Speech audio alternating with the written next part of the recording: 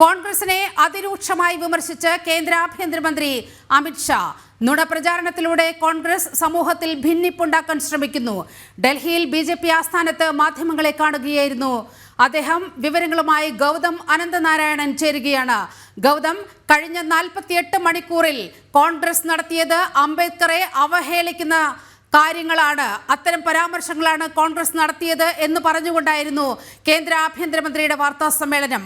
വളരെ കൃത്യമായി അംബേദ്കറെ അവഹേളിച്ച സംഭവങ്ങൾ ഓരോന്നായി മാധ്യമങ്ങൾക്ക് മുന്നിൽ ചൂണ്ടിക്കാട്ടുകയായിരുന്നു അമിത്ഷാ ചെയ്തത്. വിവരങ്ങൾ നീലിമ, ഇന്നലെ രാജ്യസഭയിൽ ഭരണഘടനയുമായി ബന്ധപ്പെട്ട ചർച്ചകൾക്കിടയിൽ കേന്ദ്ര ആഭ്യന്തരമന്ത്രി അമിത്ഷാ അംബേദ്കറെ അവഹേളിച്ചു എന്നത് സംബന്ധിച്ചുള്ള ആരോപണമാണ് കോൺഗ്രസ് ഇന്ന് പകൽ മുഴുവൻ നടത്തിയത്.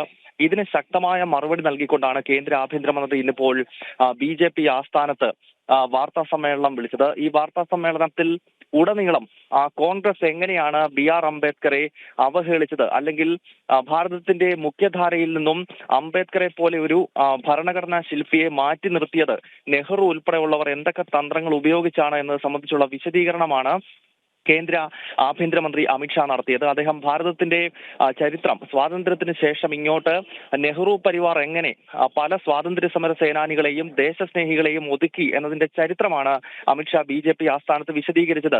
BR അംബേദ്കർ തെരഞ്ഞെടുപ്പിലൂടെ പാർലമെന്റിലേക്ക് എത്താനുള്ള ശ്രമത്തെ വലിയ തോതിൽ പരാജയപ്പെടുത്തിയത്, അതായത് ജവഹർലാൽ നെഹ്റുവിന്റെ ഏറ്റവും പ്രധാനപ്പെട്ട ലക്ഷ്യം തന്നെ അംബേദ്കർ ഒരു കാരണവശാലും പാർലമെന്റിലേക്ക് എത്തരുത് എന്നുള്ളതായിരുന്നു. അതിനാലാണ് 2 തെരഞ്ഞെടുപ്പുകളിൽ കോൺഗ്രസ് അവരുടെ എല്ലാ ശക്തിയും ഉപയോഗിച്ചുകൊണ്ട് BR അംബേദ്കറെ പരാജയപ്പെടുത്തിയത് എന്നാണ് അമിത്ഷാ ചൂണ്ടിക്കാണിച്ചത്. അതോടൊപ്പം തന്നെ അദ്ദേഹം ഭാരതരത്നയുമായി ബന്ധപ്പെട്ട് BR അംബേദ്കറെ അവഹേളിച്ച കോൺഗ്രസിന്റെ ചരിത്രം വിശദീകരിക്കുകയുണ്ടായി. ജവഹർലാൽ നെഹ്റു സ്വന്തമായി ഭാരതരത്നം അണിയുകയാണ് ചെയ്തത്. ഇന്ദിരാഗാന്ധിയും സ്വന്തമായി ഭാരതരത്ന അണിഞ്ഞു.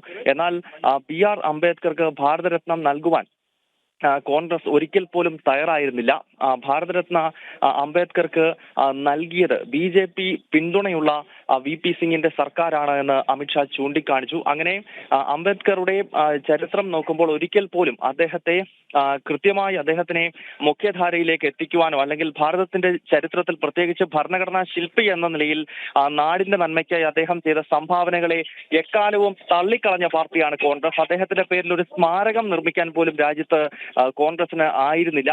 നെഹ്റുവിന്റെയും ഇന്ദിരാഗാന്ധിയുടെയും പേരിൽ കവലകൾ തോറും സ്മാരകം നിർമ്മിച്ച കോൺഗ്രസ് BR അംബേദ്കറുടെ പേരിൽ ഒരു സ്മാരകം പോലും ഈ രാജ്യത്ത് ഒരുക്കിയില്ല എന്ന ചരിത്ര വസ്തുതകളെ നിരത്തിയുള്ള മറുപടിയാണ് കേന്ദ്ര ആഭ്യന്തരമന്ത്രി അമിത്ഷാ നടത്തിയത്. എന്തായാലും കോൺഗ്രസിന് കൃത്യമായ മറുപടി കേന്ദ്ര ആഭ്യന്തരമന്ത്രിയിൽ നിന്നും ലഭിച്ചു കഴിഞ്ഞിരിക്കുന്നു. ഇപ്പോൾ കോൺഗ്രസിനെ സംബന്ധിച്ച് പ്രതിരോധത്തിലാകുന്നതാണ് ഈ വാർത്താ സമ്മേളനം എന്ന കാര്യത്തിൽ സംശയമില്ല. കാരണം കോൺഗ്രസിന്റെ ആദ്യകാല നേതാക്കൾ നെഹ്റുവും ഇന്ദിരാഗാന്ധിയും രാജീവും ഉൾപ്പെടെയുള്ളവർ എങ്ങനെയാണ് BR അംബേദ്കറെയും അദ്ദേഹം വിഭാവനം ചെയ്യുന്ന പിന്നോക്ക വിഭാഗത്തിന്റെ രാഷ്ട്രീയത്തെയും ഇന്ത്യയിൽ ഒതുക്കിയത് എന്നതിന്റെ കൃത്യമായ ചരിത്രം അദ്ദേഹം വിശദീകരിക്കുകയായിരുന്നു.